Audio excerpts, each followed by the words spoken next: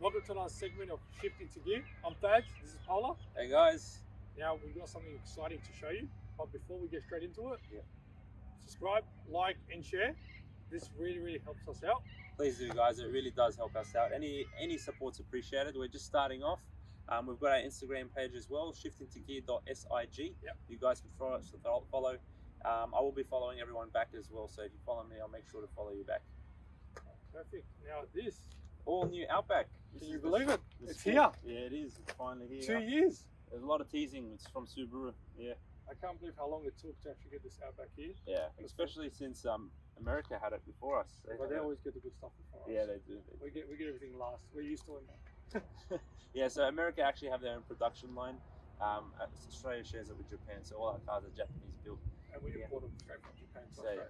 that's the reason why America is able to get their cars a lot earlier. But anyways, without further ado, let's get into it, Fatty. Got the new Outback Sport here. This is the autumn green, is it? Autumn green. Autumn This green. is the second variant into it. So there's of course three models to choose from.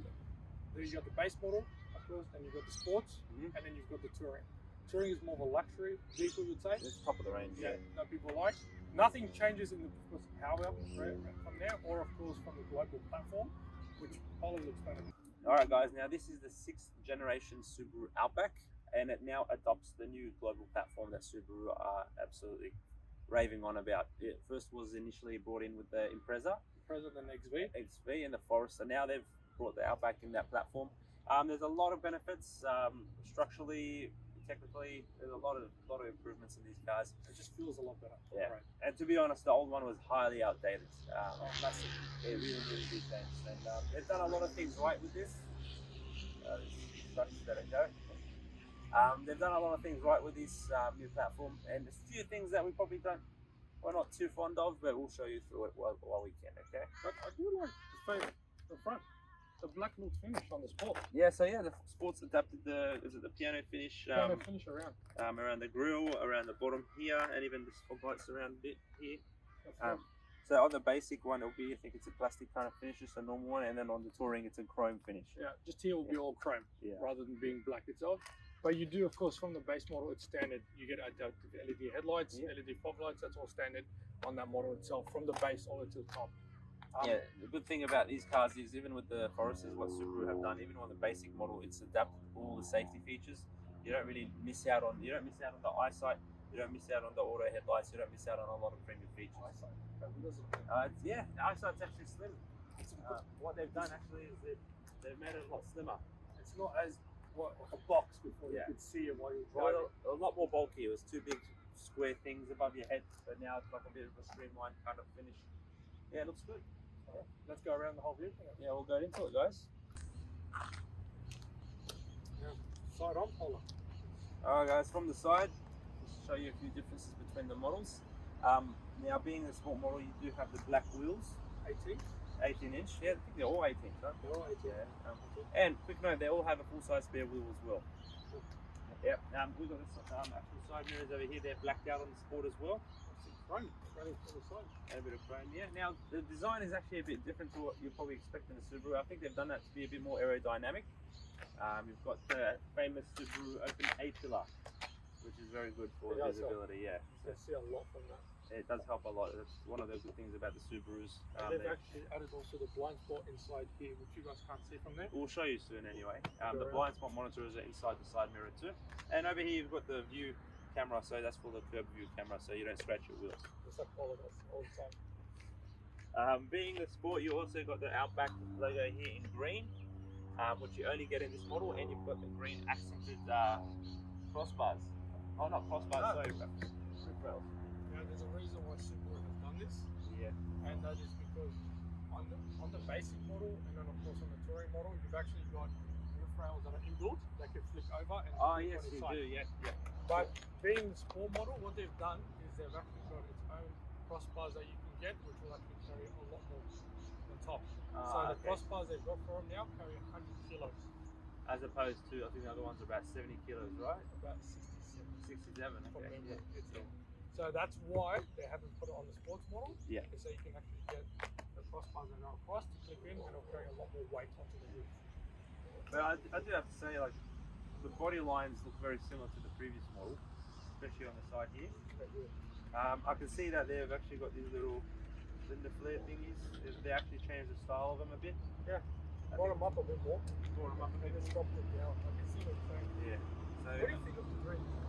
The green could be a nice accent. I don't know how it's going to look in every single colour. It looks alright in this. Could you imagine it in like a, I don't know how it will accent well with a silver or something, but you'll know it's a sport model just by looking at all the green aspects onto it. Now we'll go around the back and show you the rest as well. Alright guys, now here we are at the rear of the car. We can actually see straight away the differences between the models. The headlights have been completely changed. I actually like the kind of black style. Tinted. Gives you a bit more futuristic kind of feel. Has a bit more of a lot of points here. Completely different style. Being the Sport with the blacked out badges. That looks really good. Yeah, it does look really nice. And of course the blacked out bottom ends. Is that the plastics blacked out too? Is that reverse sensors with automatic braking? Yes, it does have an automatic reverse braking as well. So basically, if you guys aren't familiar with that feature, if you're about to hit something while you're reversing, it will completely slam the brakes before you're about to hit the actual object. So that's basically to complement the front braking. It's basically the same thing, but in a rear braking version. We've got the fast closing boot. I think it opens down 4.5 seconds, I think it is. Yeah, that's correct. A lot quicker. Makes a big difference. It does. It's a very fast opening boot and closing as well. You've got two buttons over here. One locks the car. So if I press that right now, it will lock the whole car, will close the tailgate, and then this one will just close the tailgate here. While we're at the tailgate, guys, if you just want to come through. Oh, Paul, you've got one little key factor. What else it's got now? It's got the hands-free tailgate. Tailgate opening. Yes. Thanks. Finally. So you can actually open this tailgate by just putting your elbow on the Subaru album. Well, Subaru states that you need to hold an object in your hand. Yes. And then you tilt your body. Yeah. And use your elbow to open it. But we'll be actually releasing how to get to know your Outback. Yeah, so we'll actually be releasing a few little video segments basically showing you how to actually use the features in these cars. Obviously we're going through a few things telling you what these cars have, but you might not know how to actually use them, so we're going to go through that as well, and we'll be teaching you how to open the tailgate without actually having an object in front of you. I think Fatty figured it out. I did. And I actually don't know yet, he's going to show me, but yeah. My secret. The boot looks very similar to the previous model. I can see they've added a few things though. They've got the 12-volt power outlet here. They never used to have that from factory. You could have got it as an accessory and an option, and now they have it standard. You've got a nice little net here. You've got you've also got the auto folding. Oh, sorry, the levers to fold the front. 60/40. There we go. I love that quick. 60/40. Yeah, very nice quick release. Unfortunately, it doesn't do it on the way back, so you have to lift it back yourself. And a cool little feature as well, you've got your little curtain here. If you've got something in your hand, you need to lift this up, all you can do is kind of just do that and it lifts up. Pretty cool. That's genius. Yeah, that's pretty cool. But yeah, that's the rear of the car, guys, as you can see. And full-size tyre, you were saying. Oh yes, they've got it hidden in the compartment. It's all here. That's a full-size wheel. It's exactly like the wheel on the car right now.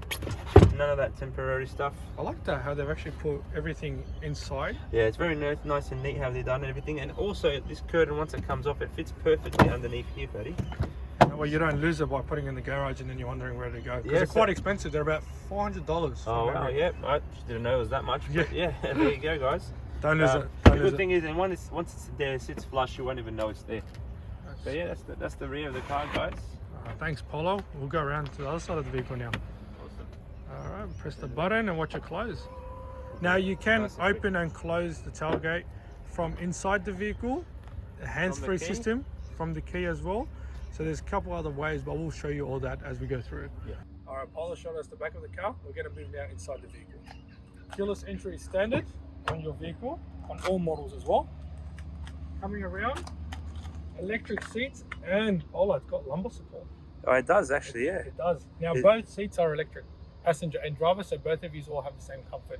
And that's on the basic model too, isn't it?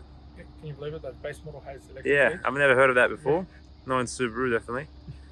Now the seats, can you see that? Let's have a look here. It's a two-tone effect, what they've done. Now this is synthetic leather, it is waterproof. So if you spill anything towards it, you can actually wipe it off. The feel wise, I'm not 100% guaranteed on, but I don't know how I feel about the look of these seats, to be honest, Freddie. But they are waterproof. So if you go to touring, you do get the Napa leather. That'll be definitely nice. So the Napa leather sounds amazing. Is there? Yeah, okay. Now green stitching is inside the vehicle, again being the sport model. Yeah. If you come around, now Paula, I think we should go inside the vehicle. We'll show them the level point in the screen. Done. Well, let's go around and we'll go around from there. Okay, we just have to readjust, so Paula had to go around the vehicle. Yeah. Quick run. Push button start is standard on all models. Where's the key, Paula? I need the key. There you go, mate. All right, that's another thing. Without the key inside the vehicle, your Outback's not going to start. That's every Subaru model. Yeah. So remember, the key has to be physically inside the vehicle for it to start, because it has to be detected to bypass the mobilized system. So we'll start off now. Close this up. Paula, 11.2 inch screen, what everyone's been waiting for. Yes, the screen is actually very big. Doesn't even fit in the whole screen right now. Let me just zoom out a bit. But yeah, it's a very nice looking screen there. Imagine if they went the whole way though. Yeah, that would have been pretty cool. I know you were mentioning you actually don't like the physical buttons being here, but I actually don't mind them. I actually like them. It makes sense for someone who doesn't want everything to be touched in, because most of the features can be controlled from touching the screen, like settings, and you can also actually turn off your auto stop start, your infrared scanning system, so you can register a person and they'll automatically adjust your seats. And that's this little infrared scanner here, isn't it? So they've taken that out of the Forester and put it into the new 21 Outback. Yep. So really cool feature, because it makes time so much easier. Once you jump into the vehicle, it automatically registers the person who's driving, scans their face, and then adjusts their seat comforts to that level, which you like it on. We'll actually show you all that in our How to Get to Know Your Outback next video. But going through it all, inbuilt navigation, because it is a sport. Base model doesn't have the inbuilt nav. Radio, you do have DAB, which is digital radio inside, which the previous model did have. I actually like the whole interface. It looks nice the way they've done it, and it's pretty zippy. You got that's the air conditioning there, is it? And it's all touchscreen, so you can actually readjust everything quite simple. That's pretty cool. Some people like the buttons. They've left the buttons for that. If you want to, of course, just put up the heat, the climatized system. Heated seats are still standard for passenger and driver. Yeah. And you've also got heated mirrors as well. Oh, you do. So you got all that there for you. Oh, yeah. Now, if we put it into reverse, the camera will come on. Now, it only goes onto half the screen. Oh, okay. Not the whole screen. That's a good thing to note. Thinking that it might be a full screen camera because it's a big screen doesn't really mean it's true. No. And we've got the side of view camera, front of view cameras if you want to show them. Alright, so there we go. So now that's the back and the side. Alright, now we put it back into park, press it again, and that's your front end curb, because Paula's got the door open. That's all we can see, the door, instead of the rip. Here we go. There you go. There you go. But it's guideline, so you can actually see how close you'll be to a curb or to another vehicle in front. That's pretty cool, guys. Press the home button, takes us back to the main screen. As we were explaining, Apple Carplay, Android Auto, you do have, but this is not a wireless system. You need to plug it straight in. Yeah. Now, with the Apple Carplay, it does take up most of the screen. With the Android Auto, it doesn't. I don't know why. Being that I use the iPhone, I'm pretty glad about that, but Fatty using the Android really is a bit triggered. I'm a bit upset. a bit upset, but we'll move on from that. Yeah. Okay. Now, electric handbrake system. Yep. There for you. They've actually added a pocket in here where the USB charging points are. I'm assuming so you can put your phone or keys there while you're charging it up, because you need to plug your phone in for it to connect up to the infra system. Yep. Here, the steering wheel looks very similar to the previous model. It does. We still have all our controls for volume up or down, changing the source to the info center, and then of course your Bluetooth pick up and hang up. That's all standard. Eyesight Technology system, or therefore your adaptive cruise control. But we've changed this now, Paula. I see. Yes, so you can see over there now the lane censoring button. Ah, so the lane assist is gone. Yes, I actually really like this feature. So when you're in adaptive cruise, this car actually not only pushes you back in your lane, it actually keeps you centered.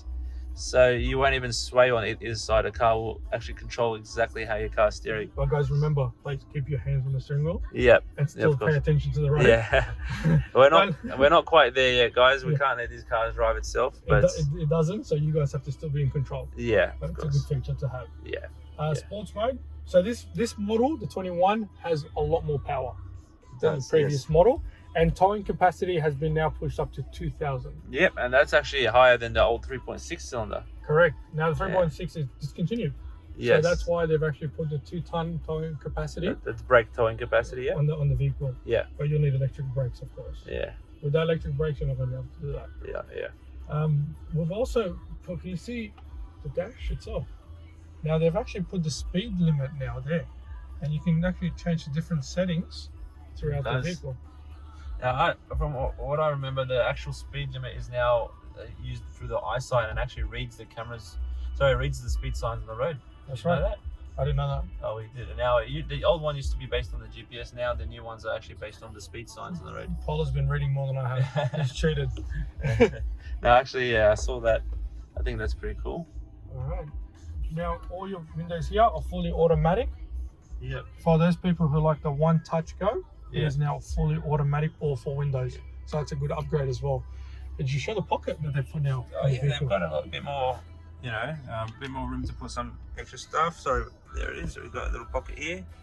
It also has an extra place to put your stuff here, so you can put your phone or. I didn't see that. Yeah, it's a new pocket here. And then also, if we lift the center console, they've actually put the tray in standard. Let me just. Yeah, you got the tray there. Yeah, and then if we go to the second one, there's the room.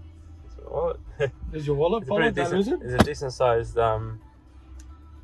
sized actual console tray. Now what we'll do, we'll go to the back of the vehicle. Yeah. Because it actually has widened. Yeah, it has. Yeah. It has. So the cargo room inside the vehicle on the 21 is actually much larger inside. Okay. So let's go to the back from there, Paula. Let's do it. Alright guys, let's go to the boot. To the rear. Boot. Rear seats. Alright, now there's plenty of room in here, guys. I'm not tall, that's no secret, but there's plenty of headroom in here. I've got plenty of room all around, and this car has actually been slightly widened from the previous model. The headrest is a bit low to my liking, to be honest, but yeah, that feels amazing. You look comfortable there, Paula. Yeah, you've got a lot of leg room as well, I see. Yeah, and for the first time ever, if you want to come through, guys, we've got heated rear seats. Oh, fine. Now you actually got 2 options, so they got the high or low option. That's only for the outward seats, so the actual person in the middle don't have it, but for the right passenger, left rear passenger have it. And vents. And they've got vents, and they've got 2 USB ports. So definitely a big upgrade from what they used to be. So you got the vents, you got the heated seats, and yeah, even a USB port. So I think I wouldn't be complaining in this car if it was a road trip. You got plenty of room for that, and you can drop the seats down and have a lot more room as well in the boot. Touching back on the seats, Freddie, I really don't like these synthetic leather seats. They just don't feel right. I don't know. I think Paula wants the Napa leather, to be honest with you. Napa leather is the way I'd go, but this is probably, if anything, I was looking at one of these cars, this might be a deal breaker for me. Not gonna lie, but yeah, well, it's not too bad. Thanks, Paula. So yeah, guys, this does have the latest generation in Eyesight Technology, which basically reads road signs and reads the speed limit. So being blank right now, it's not reading anything. If it were to read a speed sign on the road, it will actually display it right there. And honestly speaking, it's a very basic kind of dash. Otherwise, you've got the revs on the left, the speed on the right, and temperature, and also the fuel.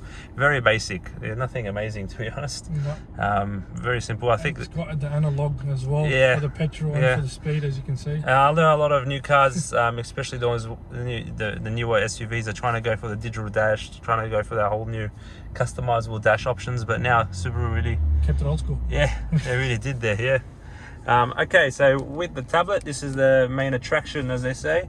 11.6-inch touchscreen.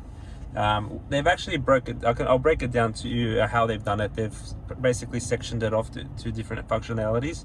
You still got your physical buttons for your volume, the mister for the front and the back, and also your temperature controls here, and I'll run through the basics. Okay, so at the top you've got your temperature, you've also got your time. To adjust it, you just press it and you can adjust the time just through there. Very easy, very simple stuff, just like that. Right below it you've got a few different little tabs you can choose from. Connected device, that will show you if you're playing music through a device. Cycle through it, what street you're on, and then right now it's showing you acceleration, your fuel consumption, your angle your car's on, and then you got your X mode controls, so snow, normal, or deep snow, or mud, basically controlled through there. Now those buttons used to be right here, the X mode on the previous models, I think on the right or left, I'm not sure, but basically you'd press the physical button and it'll adjust it through the dash there. But as you can see, they've integrated it into the actual touchscreen here. And you've got your main bit, which is here in the middle. Okay, so you've got your maps, radio, pretty standard stuff, guys. FM, AM, digital radio, just play around with it there. Media, so you've got your connections, your USB, your iPhone, auxiliary, and your Bluetooth, pretty standard stuff. Phone connection, nothing too crazy, nothing's connected at the moment, but as you can probably kind of gauge the display from here. And then you've got your, so yeah, car info is actually a bit different. It shows you driving statistics and maintenance. I don't think you guys will be playing around with the maintenance section here, but it does give you a bit of information. You can reset it. I think that's more so for the service centers for your car. Going back into it, guys, the settings on this car. So there's a few different things in this car that you used to be able to press. There used to be a series of buttons right over here on the right side. And there were probably 8-9 buttons here that you can turn off all different kinds of functions of the car, turn them on, but now they've kind of integrated it into the screen.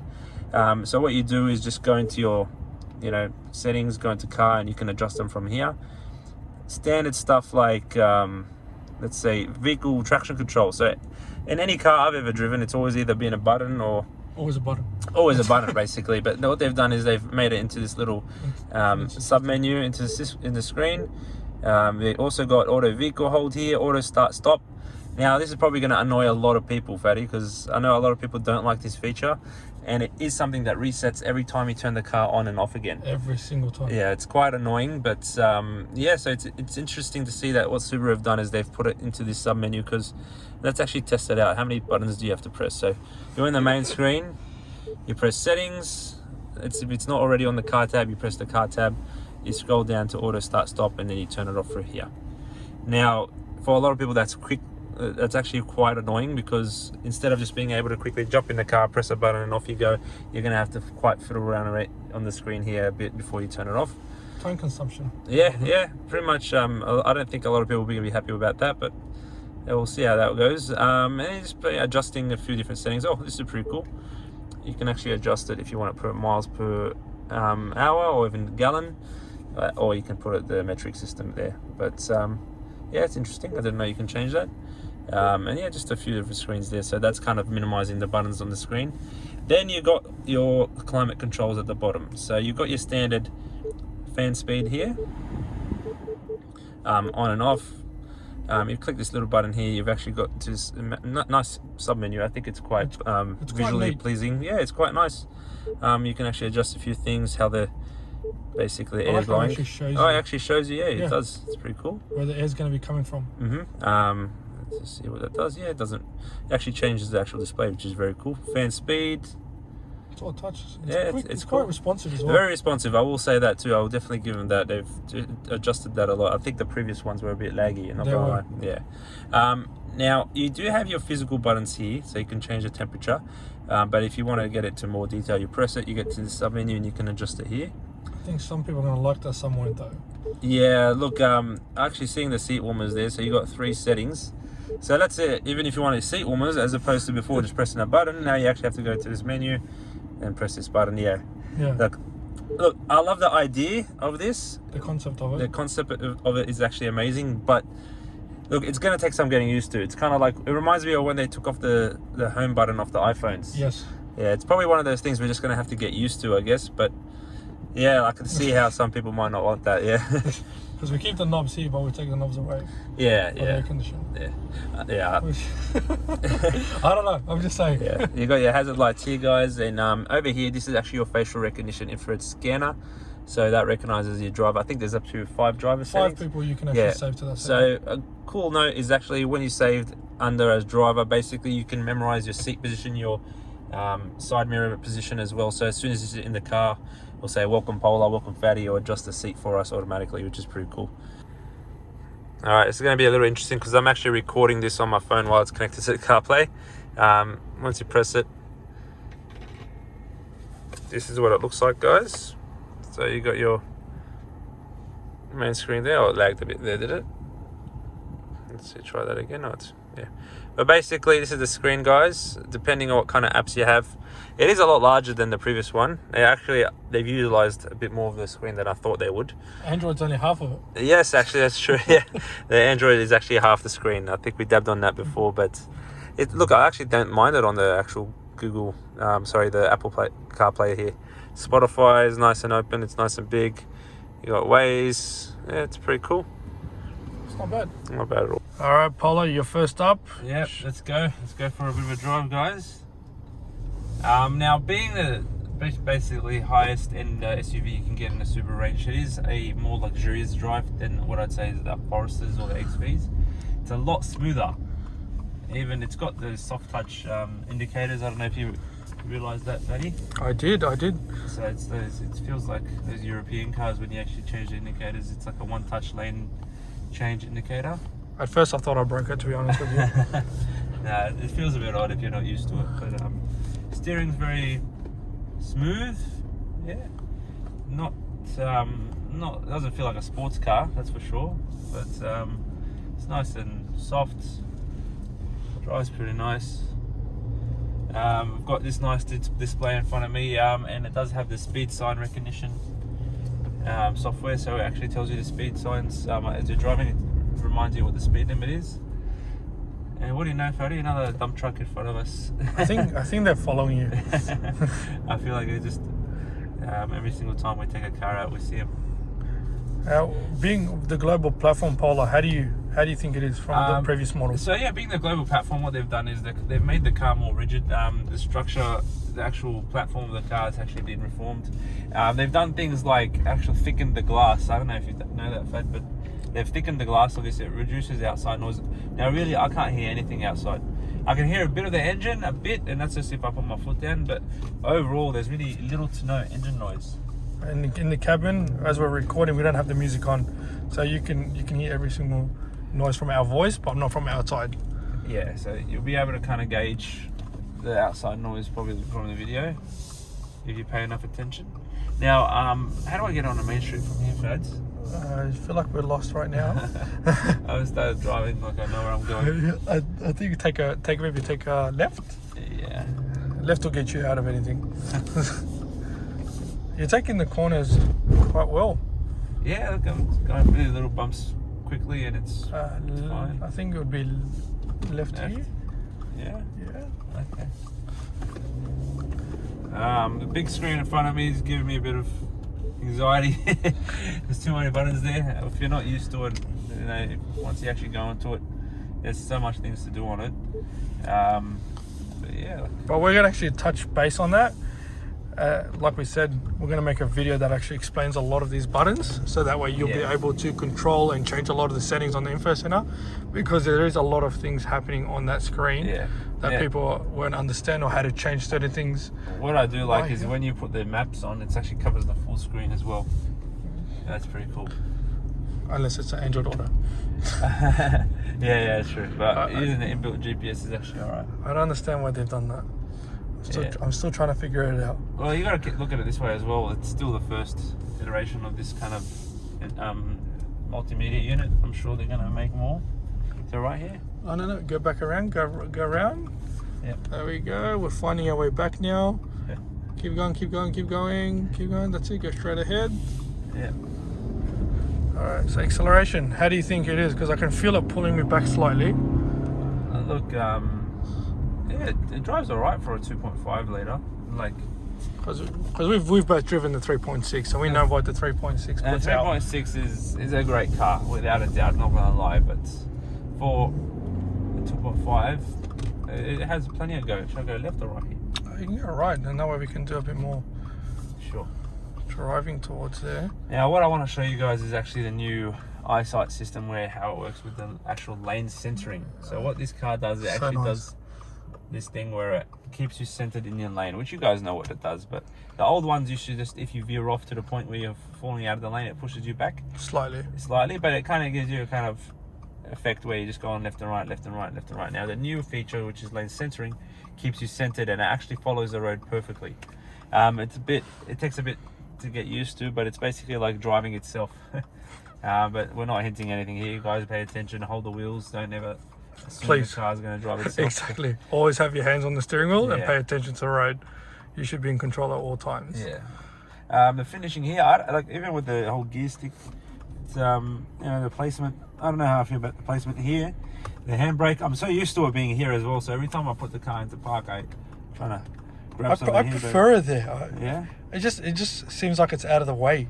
Yeah, that's true as well. You've got a little slot here. It's very simple. They're taking away a lot of the buttons, and you'll notice a lot of the buttons are now on the screen here.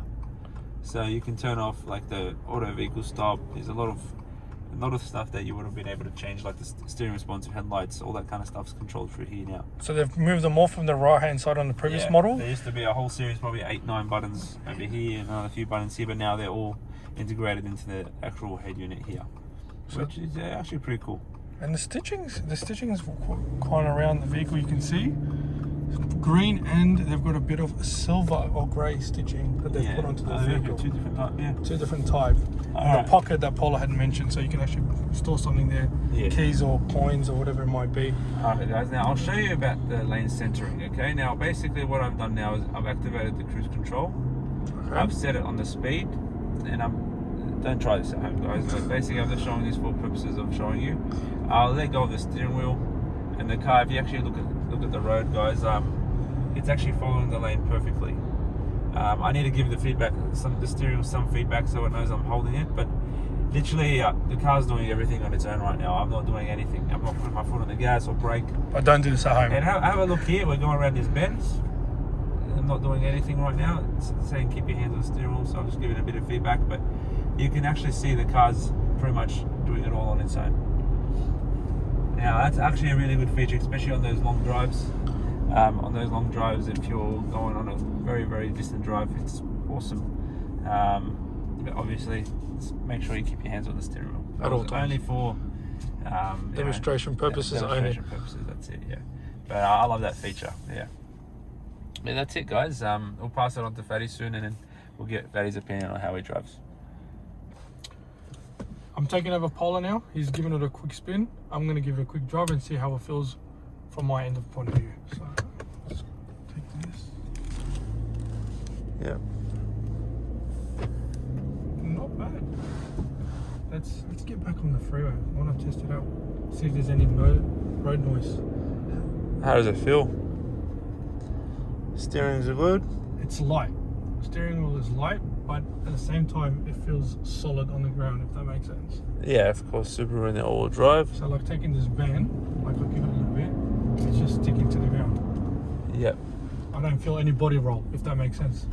Yeah. Now with the global platform, that's what it's supposed to do. It's supposed to be a better drive. Yep. Performance-wise, it's supposed to be a lot smoother when you're driving, and I can feel that right now. And I like how it's actually got the speed in front of me as well, the digital speedo. Yep. Telling me what speed I'm going at. The screen looks really nice in the photo here. It makes it look looks really nice. It finishes it really well in the interior. I like that one touch. Yeah, the lane change. Subaru's done well with that one there, but they've actually improved. Now you can even also see everything else with the X mode up here as well, and the fuel consumption and the angle of the vehicle and how much I'm accelerating. Can you see that, Paula, on the screen?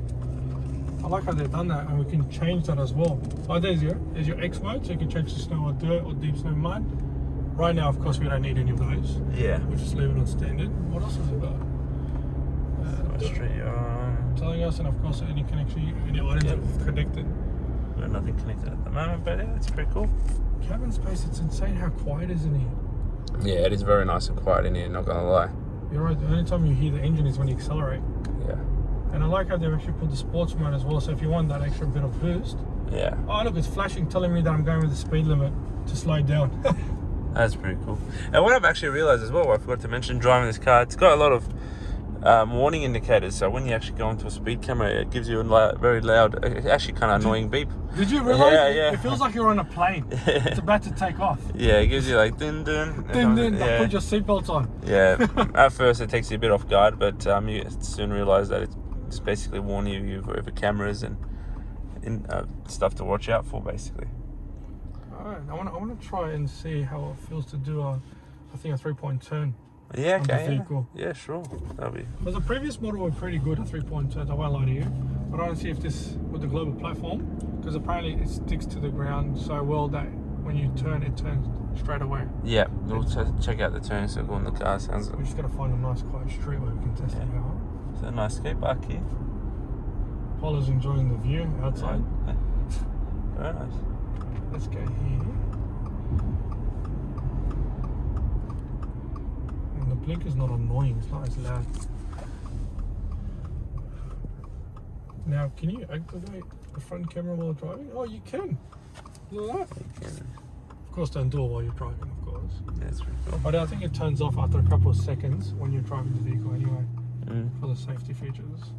Yeah, it doesn't stay on. Now, the touring model actually has a better sound system. Paul, did you know Yeah, that? it does. It has the Harman Kardon sound system, so it sounds a lot better inside the vehicle. These aren't too bad though. I've heard the sound system in this. I think we were cruising around listening to a bit of tunes, me and Paula. It sounded pretty good. Yeah, it wasn't too so bad. the Premium's got the Harman Kardon system. It's also got a CD input. Oh yeah, that's right, because they took away the CD from the bass and the sport. Yeah. And only put it on the touring. And it's actually located in the center console. Yes, I saw that. I thought it's not a DVD player, it's just a normal CD. No, it's not. It's a CD. And also the touring has sunroof. Sunroof, yep. The sunroof. We've got a heated steering wheel on the touring too. Yes, I saw that. Yeah. Heated steering wheel. Imagine if they had a cooling one in Sydney. That'd be amazing. First time Subaru implemented heated steering, but I think cooled seats and cooled steering, if it's possible, would be definitely the way to go. It would be a good finish to the I would love it personally. Because especially being in Australia, it's very humid. Those sort of features would be great for us. And with these sport seats, I feel like they're a bit warm, and the heated seats aren't even on. Yeah. Okay. Yeah. So they do kind of. They feel slightly warmer. Yeah, they do. Don't get me wrong, they're comfortable with the lumbar support. Yeah. So while driving up, you're quite comfortable in the seats. The seats they're wide. It's not like you're actually tucked in a way. Yeah. Now, did you actually show the blind spot where it's located with the pillars? The blind spot monitoring, guys, is just right there. So on the side indicators, the window. So that's the blind spot monitor there on either side of the car. And yeah, just to also you can pay attention to how open the A-pillar is here. So you've got basically no major blind spots. So if you're basically seeing what I'm seeing here, guys, you can see just how good the visibility is in this car. I'm also gonna take it across the back here. There's a lot of cargo room in there. A lot of visibility, a lot of room at the back seats as well. For a long distance drive, this would be comfortable. Let's try hot. I'm still trying to find this straight so we can actually do a nice 3-point turn. Maybe we'll find one in here.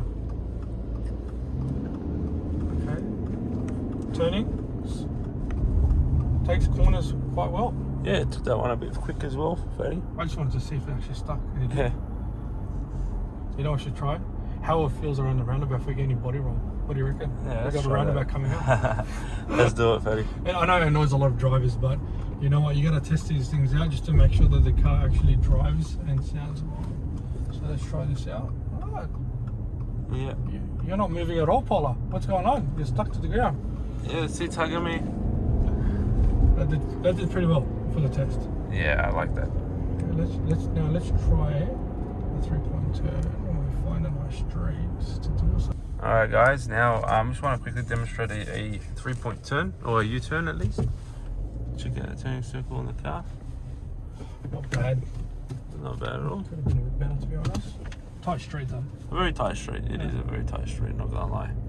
I think that would have actually done pretty well, in my opinion. Yeah, it turned quite quick. I know it's responsive, like I said, for the power that they've actually added into the vehicle. So overall, can't doubt it. That's good. I think you're right, Paula. They've done well with the 2021. We're missing it. Definitely really good. Make it with this one.